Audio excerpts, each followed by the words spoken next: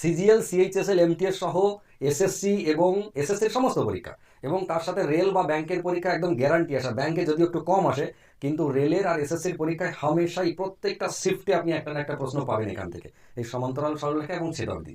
Previous ইয়ারের question দেখুন, তাহলেই বুঝতে পারবেন। ঠিক আছে? আর যে প্রশ্নগুলো আমি সমাধান করাই শর্ট ভিডিও বা ব্রড ভিডিও আকারে এই জ্যামিতি নিয়ে, প্রত্যেকটাই পরীক্ষার প্রশ্ন, একটাও আমার নিজের বানানো নয়।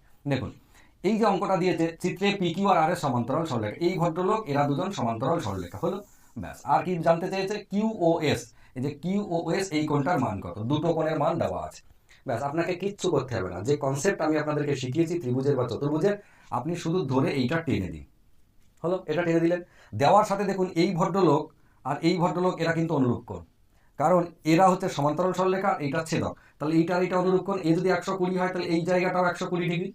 এবার আপনি ভালো করে একে আলাদা করে নিয়ে চলে যান, এই জায়গাটাকে আলাদা করুন, ঠিক এই জায়গাটা আলাদা করে কিভাবে নেবেন?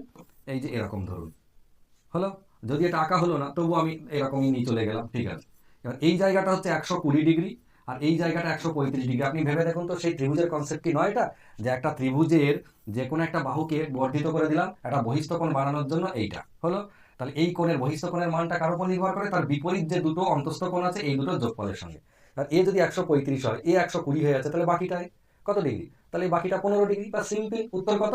উত্তর 15 ডিগ্রি। আপনি একবার ভাবুন তো দেখে, যে শুধু এটাকে টেনে দিলাম, এ 120 বলে 120 হয়ে গেল, 135 ব্যালেন্স করতে গেলে এই ভদ্রলোককে 15 ডিগ্রি হতে হবে। এই তো 2-3 সেকেন্ডের গল্প, তাই না?